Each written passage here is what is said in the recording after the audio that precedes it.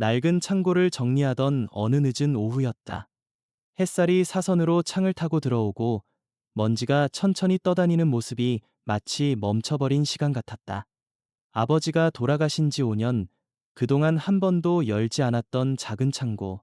그 안에는 아버지의 물건들이 그대로 있었다. 낡은 공구함, 군용담요, 고장난 시계들, 그리고 라디오 하나. 둥근 다이얼이 달린 오래된 포터블 라디오. 그건 아버지가 평생 곁에 두고 들었던 물건이었다.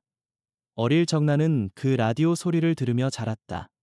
매일 새벽 5시, 라디오에서 흘러나오는 클래식 음악과 아버지의 낮고 묵직한 숨소리. 그 소리는 나의 아침이었고 아버지의 하루의 시작이었다. 당시엔 왜 그렇게 이른 시간에 라디오를 듣는지 이해하지 못했다. 졸린 눈으로 거실을 지나치며 아버지 또 그거 들어요. 라고 투덜대기도 했었다. 그러면 아버지는 웃으며 말했다. 이 소리가 나한텐 하루를 여는 종소리 같은 거야.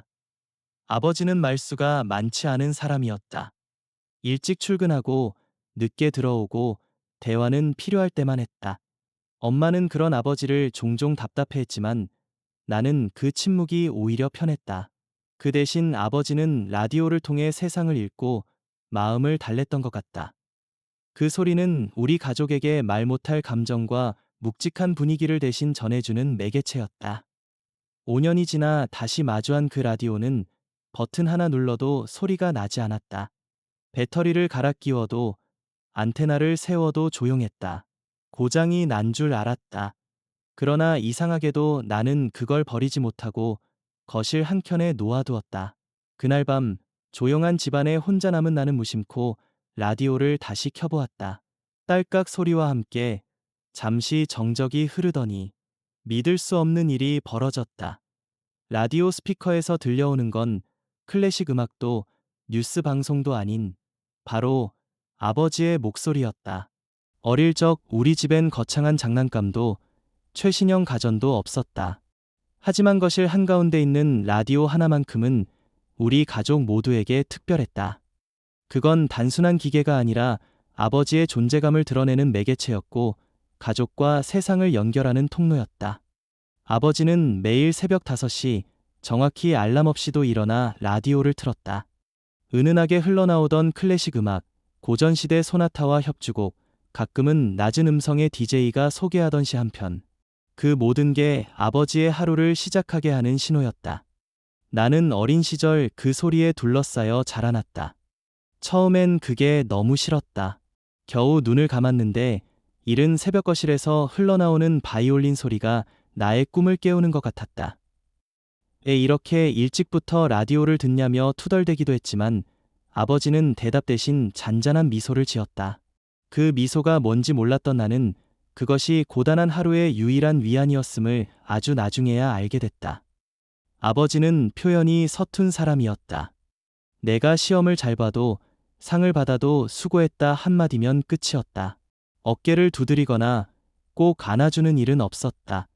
하지만 라디오에서 나오는 한 곡의 음악을 들려주며 말했다. 이 곡 좋아. 너도 한번 들어봐라. 그 말엔 수많은 감정이 담겨 있었다는 걸 나는 왜 몰랐을까? 그는 말 대신 음악으로, 시간 대신 소리로 마음을 전하는 사람이었다. 중학생이 되면서 나는 그 라디오를 멀리하기 시작했다. TV와 인터넷, 친구들과의 대화가 더 흥미로웠고 라디오는 구식이고 재미없는 것처럼 느껴졌다. 그러던 어느 날 학교에서 큰 실수를 하고 돌아온 날이었다. 엄마와 싸우고 방에 틀어박힌 내게 아버지가 조용히 라디오를 틀어주었다. 음악도 말도 없이 그냥 볼륨을 낮춘 채 조용히 창가에 앉아 계셨다. 그때 흘러나오던 곡이 바로 쇼팽의 녹턴이었다. 나는 그날 처음으로 라디오 소리가 위로가 될 수 있다는 걸 느꼈다. 그리고 시간이 흘러 나는 어른이 되었고 아버지는 점점 무릎이 아프고 말수가 더 줄어들었다. 그러면서도 라디오만큼은 절대 끊지 않았다. 라디오는 아버지의 일부였다. 그가 말하지 않아도 그의 하루가 어떤지, 그의 마음이 어떤지 알려주는 작은 창이었다. 라디오가 다시 작동한 그날 밤, 나는 믿을 수 없는 감정에 휩싸였다. 스피커에서 들리는 소리는 기계음도 방송 신호도 아니었다. 처음엔 오래된 카세트 테이프가 안에 끼어 있었나 싶었다. 그런데 다음 순간 들려온 건 분명히 아버지의 목소리였다. 낮고 느릿하게 말하던 그 말투. 민수야. 이걸 듣고 있다면 아마 내가 없는 세상이겠지. 심장이 멎는 듯한 침묵 속에서 나는 라디오를 두 손으로 꼭 잡고 있었다. 라디오 안에 아버지가 남긴 건 녹음된 일기 같았다. 매일 새벽 그가 들었던 음악, 그가 했던 생각, 말로 하지 못했던 감정들. 나는 그제야 알았다. 아버지는 평생 말을 삼켰던 사람이었지만 혼자 있을 땐 그 마음을 테이프에 담아두었던 것이다.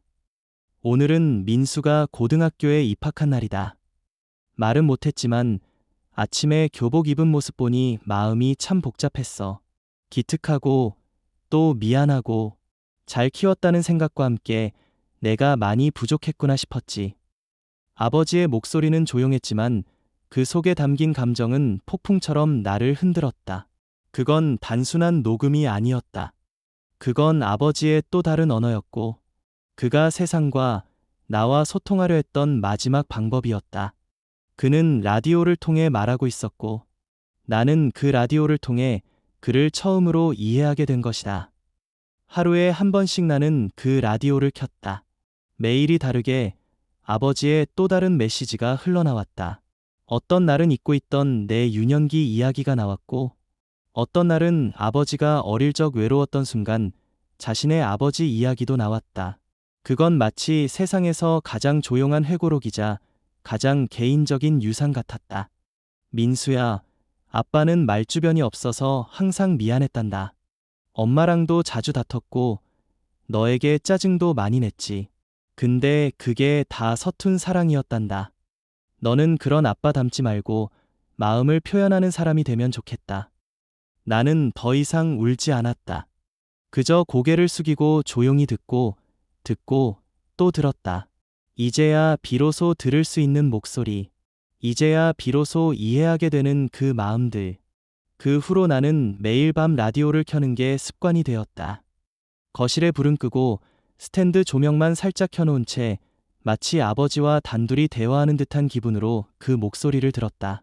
어떤 날은 길고 조용한 숨소리만 담긴 테이프가 있었고 어떤 날은 마치 누군가에게 말을 건네듯 조심스럽게 하루를 회상하는 아버지의 목소리가 흘러나왔다. 이해하지 못했던 말투, 무뚝뚝했던 표정, 왜 늘 아침엔 조용히 신문을 보며 라디오를 들었는지 모든 퍼즐이 맞춰지는 순간들이었다. 그날 들었던 한 테이프는 유독 오래도록 기억에 남는다. 오늘은 민수가 군대 간 날이다. 아침부터 아무 말도 못했다. 아침상 앞에서 뭘 말해야 할지 몰라서 그냥 밥만 퍼졌다. 근데 나도 모르게 내 숟가락 위에 달걀 프라이 하나 얹으면서 그게 마지막 인사였던 것 같더라. 잘 다녀오거라, 민수야. 아빠는 언제나 내 편이다. 나는 그날 라디오 앞에 무릎을 꿇고 한참을 울었다. 그 목소리가 너무 따뜻해서, 너무 낯익어서, 그리고 너무 늦게 들려서. 아버지는 살아계실 때 그렇게 말한 적이 없었다. 하지만 이제 나는 안다. 그분은 늘 그렇게 말하지 않고 말하는 사람이었다. 시간이 지날수록 남은 테이프는 줄어들었다. 어느 날은 테이프가 다 끝나고 딸깍하고 기계가 멈출 때 그 정막이 아버지가 떠난 이후의 공허함처럼 느껴졌다. 그럼에도 나는 매일 다시 플레이 버튼을 눌렀다. 그 목소리를 다시 들을 수 있다는 것만으로도 그가 내 곁에 있는 듯한 위안이 되었기 때문이다. 어느덧 계절이 몇 번 바뀌고 테이프는 마지막 한 개만 남았다. 나는 그날 라디오 앞에 앉아 조심스레 마지막 녹음을 틀었다. 스피커에서는 처음 들었을 때와 똑같은 낮고 담담한 목소리가 들려왔다. 이건 마지막 테이프다. 이걸 내가 듣는다면 나는 이 세상에 없겠지. 하지만 괜찮다. 민수야, 나는 너를 정말 잘 키웠다고 생각한다. 그리고 내가 내 목소리를 들을 수 있다면 그것만으로도 나는 충분히 남겨진 거야. 그날 이후 나는 더 이상 라디오를 켜지 않았다. 모든 테이프는 다 들었고 아버지의 목소리는 충분히 내 안에 살아 있었다. 그 목소리는 이제 내 기억 속에서, 일상 속에서, 내가 내 아이에게 건네는 말 속에서 자주 되살아난다. 내가 힘든 날엔 문득 쇼팽의 녹턴을 틀고, 아이가 초등학교에 입학한 날엔 아침상 위에 달걀 프라이를 조심스레 올린다. 어쩌면 나는 아버지가 남긴 그 작은 습관들을 따라하며 그를 잊지 않기 위해 사는 것인지도 모른다. 라디오는 지금도 거실 구석에 놓여 있다. 먼지가 쌓였지만 절대 치우지 않는다. 그건 단순한 기계가 아니라 아버지와 나를 이어준 유일한 대화였고, 지금도 그 앞에 앉으면 마음이 조용히 가라앉는다. 세상에 수많은 말이 있지만 아버지가 남긴 가장 큰 울림은 바로 묵음이었다. 나는 이제 안다. 사랑은 꼭 큰 목소리로 말하지 않아도 된다는 걸. 침묵 속에서도 충분히 전해질 수 있다는 걸. 그리고 누군가를 이해한다는 건 그 사람의 목소리를 귀로 듣는 것이 아니라 마음으로 듣는 것이라는 걸. 요즘 나는 아들에게도 말한다. 라디오는 참 좋은 거야. 말보다 조용한 소리가 더 진심일 때가 있거든. 아버지가 내게 그러했듯 나도 그 진심을 조심스럽게 물려주는 중이다. 그리고 어느 날 내 아이도 이 라디오를 켜게 될지도 모른다. 그때 나는 다시 이 조용한 목소리로 이야기할 것이다. 잘 들리니? 아빠는 늘 내 곁에 있었단다.